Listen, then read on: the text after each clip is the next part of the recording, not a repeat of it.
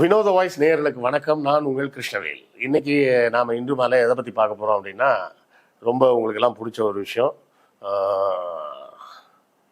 விஞ்ஞானிகள் லெட் அதாவது ஈஎம்னு சொல்கிறாங்களே, அதுலேருந்து தங்கத்தை செய்திருக்காங்க. தங்கத்தை ஆர்டிஃபிஷியலாக உருவாக்கிட்டாங்க அப்படின்னு மே 7ஆம் தேதி இது நடந்தது அப்படின்னு அதிகாரப்பூர்வமான செய்திகள் வந்திருக்கு. இது நடந்தது சுவிட்சர்லாந்தில் இருக்கக்கூடிய ஜெனீவா நகரத்தில் இருக்கக்கூடிய லார்ஜ் ஹால்ட்ரன் கொலைடர் LHC அப்படிம்பாங்க. அதில் தான் இந்த சம்பவம் நடந்திருக்கு. அது என்ன அப்படிங்கிறத பற்றி விரிவாக நம்ம இன்னைக்கு பார்க்கலாம். நம்ம வீடியோவில் அடிக்கடி நம்ம அப்புறம் நண்பர்களே புத்தகம் வாங்குன்ற போடுறதெல்லாம் நிறைய பேர் கேலி பண்ணுறாங்க. கேலி கிண்டல்லாம் பற்றி நம்ம கவலைப்பட வேண்டிய அவசியம் இல்லை. எத்தனையோ காமெடி பண்ணுறவங்க சேனல்லாம் என்ன பண்ணுறாங்க, என்ன சப்போர்ட் பண்ணணும்னு நினச்சிங்கன்னா நீங்கள் பணம் அனுப்புங்கன்னு கேட்குறாங்க. நம்ம என்ன பணம் அனுப்புங்கன்னு கேட்குறோமா? சேனல் நடத்த பணம் தேவைப்படும்.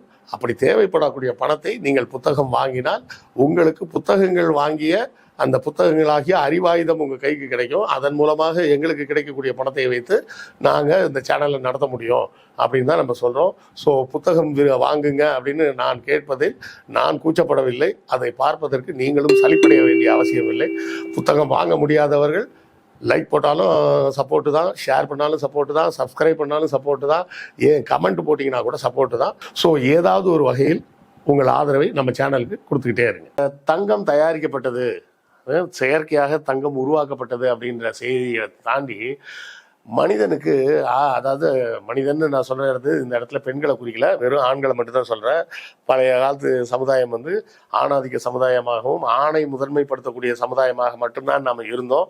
இப்போவும் அப்படி தான் இருக்கிறோம். ஓரளவுக்கு தான் பெண்களுக்கு அதிகாரம் வந்திருக்கே தவிர மற்றபடி இன்னமும் அப்படி தான் இருக்கிறோம். அப்போது ஒரு ஆணுக்கு பொதுவாக இருக்கக்கூடிய ஆசைகள் ரெண்டு தான். என்ன? செலவு பண்ண பணம் வேணும். சரியா? பணம்னா தங்கம் தான் பணம். இன்றைக்கும் தங்கம் இந்தியாவிலையும் இருந்தாலும் அது பணம் தான், அமெரிக்காவில் இருந்தாலும் அது தங்கம் பணம் தான், ஜப்பானில் இருந்தாலும் தங்கம் பணம் தான், பேரே தெரியாத ஏதாவது ஒரு குட்டி தீவாக இருந்தாலும் அங்கேயும் தங்கம் தான் பணம். சரியா? அந்த ரூபா நோட்டு தான் வேறு வேறு இருக்கும். ஆனால் தங்கத்தை கொண்டு போய் கொடுத்தீங்கன்னா அந்த நாட்டோட ரூபா நோட்டை தரப்போகிறாங்க, வாங்கி செலவு பண்ணிக்கலாம். அப்போ முதல் தேவை என்னென்னா தங்கம் வேணும். ரெண்டாவது என்ன வேணும்? என்றும் மாறா இளமை வேணும். இளமை அண்ட் பவர். எதுக்கு? எல்லா விஷயத்தையும் அனுபவிக்கிறதுக்கு, இன்க்ளூடிங் செக்ஸும் சார்ந்து சேர்த்து உலகின் எல்லா விஷயத்தையும். இப்போ சுகர் வந்துருச்சுன்னா என்ன பண்ண முடியும்? நல்ல ஸ்வீட் இருக்கும், சாப்பிட முடியாதுல்ல. ஆரோக்கியம்னு சொல்கிறது எல்லாத்தையும் சேர்த்து தான் சொல்கிறேன். பிபி இருந்ததுன்னா நல்ல ஒரு ஊறுகாய் இருக்கும், ஊறுகாய் கூட சாப்பிட முடியாது. சுகர் இருந்தால் ஒரு குலோப் ஜாமுன் கூட சாப்பிட்றதுக்கு கஷ்டம். இப்படி பல விஷயங்கள். அதே போலவே அதோடு சேர்த்து செக்ஸும் ஒரு முக்கிய தேவை அப்படின்ற மாதிரி இந்த இரண்டு விஷயங்களை தான் அந்த காலத்தில் எல்லாரும் ஆசைப்பட்டாங்க. அதுக்கு தான் அந்த காலத்திலேயே மன்னர்கள் பூரா என்ன பண்ணிட்டு இருந்தாங்க, அவங்கள்ட்ட இருந்த ஆளுங்களை கூப்பிட்டு இந்த ரெண்டுத்தையும் ஏதாவது பண்ணுறதுக்கு வழி இருக்கா பாரு. ஏன்னா தங்கம் வேணா அந்த காலத்தில் என்ன பண்ணும், போய் ஏதாவது ஒரு நாட்டில் போய் கொள்ளையடிக்கணும், அவ்வளோதான், வேற ஒன்றுமே பண்ண முடியாது. ஒரு நாட்டின் மீது படையெடுத்து போய் அந்த மக்களை அடிமையாக்கி அந்த தன் நாட்டுக்கு கொண்டு வந்து அவர்களை அடிமையாக வேலை செய்ய வைக்கணும். அதாவது நான் செய்கிற வேலைக்கு மேலே இன்னொரு ஆள் வேலை செஞ்சுட்டு இருந்தால் நல்லா இருக்கலாங்க. இப்போ நான் பேசிகிட்டு இருக்கேன், இந்த மைக் இருக்குது, நான் பேசி முடித்தோடனே ஒருத்தர் இந்த மைக்கை கழட்டிட்டு போயிடுவார். அப்புறம் இந்த ஃபோனை எடுத்து கொண்டாந்து என்கிட்ட கொடுத்துருவாரு. நான் போய் இப்படி கையை நீட்டிகிட்டு இருந்தால் ஒருத்தர் சட்டையெல்லாம் கழட்டி அவரே கொண்டு போய் ஹேங்கரில் போட்டுருவாரு. இன்னொருத்தர் வேறு சட்டையை கொண்டாந்து மாட்டி விடுவார். அப்படி எல்லாத்துக்குமே எனக்கு வேலைக்கு ஆள் இருந்தால் நல்லா இருக்கும்ல. நான் சொல்கிறது மற்ற உடல் உழைப்பு கூட இல்லை, சாதாரணமாக நானே செஞ்சுட்டு இருக்க வேலைக்கே இன்னொரு ஆள் இருந்து செஞ்சு விட்டா நல்லா இருக்கும்ல. அந்த ஆளும் அடிமை மாதிரி இருந்துட்டு என்கிட்ட சம்பளம் கேட்காம இருந்தால் இன்னும் நல்லா இருக்கும்ல. அப்படிதான் அந்த காலத்தில் வாழ்ந்தாங்க. இப்போது அது மாதிரி வாழலாம், ஆனாலும் பணம் வேணும். ஸோ எல்லாத்துக்குமே அடிப்படை என்ன வேணும்? முதல்ல பணம் வேணும். அப்போது அந்த அரசர்கள் பூரா ஆசைப்பட்ட ஒரு விஷயம் என்னென்னா, இரும்பை தங்கமாக்க முடியுமா அப்படின்னு தான் எல்லாரும் ஆசைப்பட்டாங்க.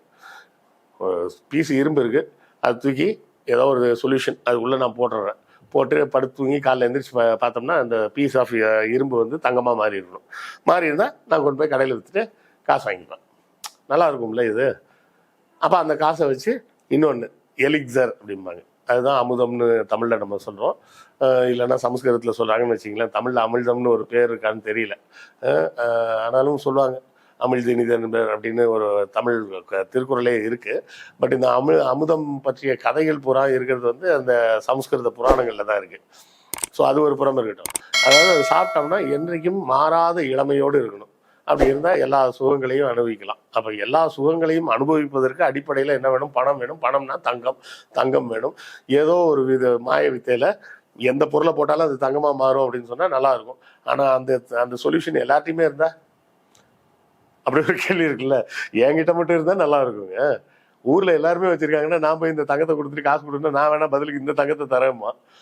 ஸோ அந்த தங்கம் அரிதில் கிடைக்கக்கூடிய ஒரு பொருளாக இருப்பதால் மட்டும்தான் அதற்கு மதிப்பே தவிர, யார் வேணாலும் ஏதாவது ஒரு பொருளை தங்கமாக மாற்ற முடியும் அப்படின்னு சொன்னால் அப்புறம் அந்த தங்கத்துக்கும் மரியாதை இல்லாமல் போயிடும். கரெக்டா? ஸோ இது பல நூற்றாண்டுகளாக, அதாவது இன்னும் சரியாக சொல்ல போனால் 7ஆம் நூற்றாண்டிலிருந்து மனிதனுக்கு இது ஒரு கனவாகவே இருந்தது. அரபு தேசத்தில் அப்போது புதிய அறிவியல் கண்டுபிடிப்புகள்லாம் கண்டுபிடிக்கப்படும் போது ஒருத்தர் ஓசிலேயே எல்லாருக்கும் மருத்துவம் பண்ணிட்டு இருந்தாராம். அந்த நாட்டு தளபதி கேட்டானா, யோ நீ உனக்கு இரும்ப தங்கமா மாத்திர வித்த தெரியும், ஒத்துக்கோ, நீ பொய் சொல்ற அப்படின்னா. இல்லையா, தெரியாது. இல்லை உனக்கு தெரியும், நீ மறைக்கிற, அதனாலதான் நீ ஏழைங்களுக்கெல்லாம் ஃப்ரீயாவே வைத்தியம் பண்ற, ஃப்ரீயாவே மருந்து மாத்திரை எல்லாம் கொடுக்குற, எப்படி உன்னால கொடுக்க முடியுது? நீ தங்கமாக்கி அந்த தங்கத்தை வச்சு அந்த பணத்தை வச்சுதான் நீ கொடுத்துட்டு இருக்கிறன்னு மிரட்டிலாம் பார்த்தானா. அப்படி ஒரு சம்பவம்லாம் நடந்திருக்கு.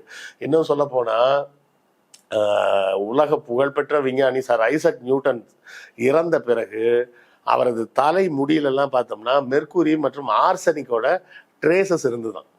இந்த ஆர்சனிக் இந்த ஆல்கெமிஸ்ட் அப்படின்னு சொல்லுவாங்க, அதாவது ரசவாதிகள், இரும்பை தங்கமாக மாற்றக்கூடிய ஆராய்ச்சின்னு சொல்லப்பட்ட விஷயத்துல ஈடுபட்டவர்கள், அவங்களெல்லாம் அல்கெமிஸ்ட்னு சொல்லுவாங்க.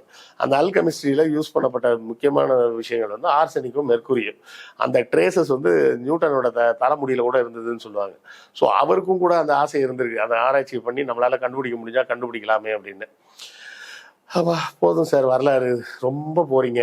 எப்போ மெயின் மேட்ருக்கு வரீங்க? ஏதோ சுவிட்சர்லாந்துல ஜெனீவால கண்டுபிடிச்சிட்டாங்கன்னு சொன்னீங்களா, அந்த மேட்ருக்கு வாங்க சார்.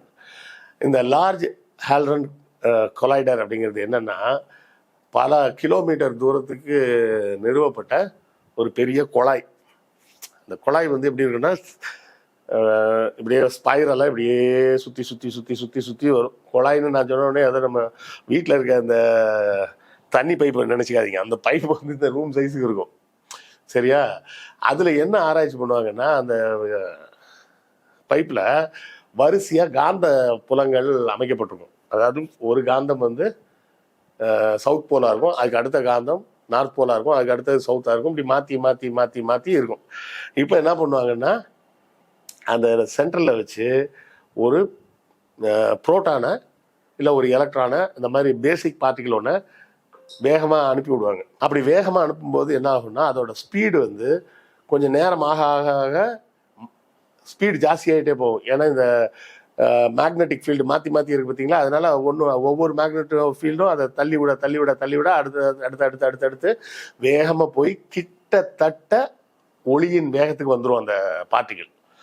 அப்படி வரும்போது அந்த பார்ட்டிகளை கொண்டு போய் அதே மாதிரி வேகத்தில் வரக்கூடிய இன்னொரு பார்ட்டிகளோட வச்சு மோத விடும்போது அதன் தன்மைகள் எப்படி மாறுது அப்படிங்கிறத ஆராய்ச்சி பண்ணுறது தான் அந்த கொலைடர், சரியா? இதை இப்படி புரிஞ்சுக்கிங்க. பார்ட்டிகல் ஆக்சலரேட்டர் அப்படின்னு சொல்லுவாங்க. இது ஜெனீவால தான் வச்சிருக்கிறாங்க. இதன் மூலமாக நம்ம ஒரு பொருள் இந்த பொருள் தான் அப்படின்னு எப்படி சொல்றோம் அப்படின்னு பார்த்தீங்கன்னா, அதோட அட்டாமிக் நம்பர், அணு எண் அப்படிங்கிறத வச்சு தான் சொல்றோம். இப்போ ஹைட்ரஜன் அப்படின்னா அதோட அட்டாமிக் நம்பர் 1, ஹீலியம் அப்படின்னா அட்டாமிக் நம்பர் 2, இப்படி ஒவ்வொரு தனிமத்துக்கும் ஒரு நம்பர் இருக்கு. அந்த நம்பர் எதை குறிக்குதுன்னா, 1ன்னு சொன்னா அதுக்குள்ள ஒரே ஒரு புரோட்டான் இருக்குன்னு அர்த்தம், 2ன்னு சொன்னா 2 புரோட்டான் இருக்குன்னு அர்த்தம்.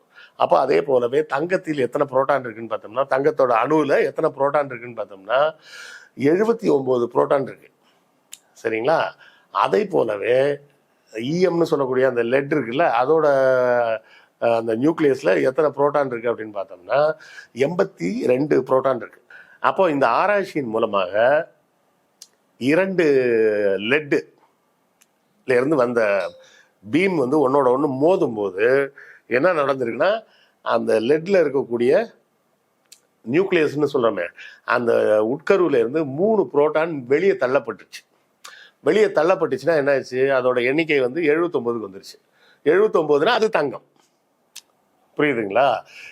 இப்போ இது மாதிரி செஞ்சா ஒரு பொருளை இன்னொரு பொருளாக மாற்ற முடியும். ஆனா மாற்றுவதற்கு எவ்வளவு செலவாகும்னா பல மில்லியன் டாலர்கள் செலவாகும். எதுக்கு? 1 கிராமுக்கு. இன்னைக்கு இவங்க கண்டுபிடிச்சது 1 கிராம் கூட கிடையாது, ஒரு கிராமில் ஒரு மில்லிகிராமில் 1 ட்ரில்லியன்த் ஆஃப் அ டைம். ஒரு ட்ரில்லியன்றது வந்து கிட்டத்தட்ட பில்லியன் 9 12 சைபர் போடும். அதாவது ஒரு செகண்டை வந்து 1 போட்டு 12 0 போட்டு இப்போ வகுத்தீங்கன்னா எவ்வளோ வருமோ அந்த அளவுக்கு ஆனால் தங்கம் தான் கிடச்சிருக்கு. அதுவும் எவ்வளோ நேரத்துக்கு கிடச்சிது அப்படின்னா ஒரு ஃப்ராக்ஷன் ஆஃப் அ செகண்ட் தான். அந்த ஃப்ராக்ஷன் ஆஃப் அ செகண்ட் அது தங்கமாக இருந்துட்டு மறுபடியும் ஈயமாக மாறிடுச்சு. இதையே இப்போ தான் செய்ய முடிஞ்சிருக்கு, இதுக்கு முன்னாடி யாரும் செஞ்சது. அப்போது என்ன அர்த்தம்னா பிற்காலத்தில் ஏதாவது ஒரு தொழில்நுட்பத்தில் அது மாதிரி செய்யறதுக்கு வாய்ப்பு இருக்குது. வாய்ப்பு இல்லாமல்லாம் எதுவுமே கிடையாது. ஒரு காலத்தில் வானத்தில் மனிதனால் பறந்து செல்ல முடியும்னு சொன்னால் நம்பியிருப்பாங்களா? நம்பலை. மேபி இன்னொரு 100 வருஷம் கழிச்சு கூட இதை செய்ய வாய்ப்பு இருக்குது.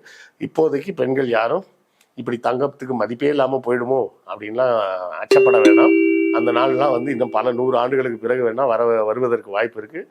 இப்போதைக்கு அந்த வாய்ப்புகள் எதுவும் இல்லை அப்படிங்கிறது தான் உண்மை. இதை பற்றிய உங்கள் கருத்துக்கள் என்னன்னு சொல்லுங்கள். அடுத்த காணொலியில் சந்திப்போம். நன்றி, வணக்கம்.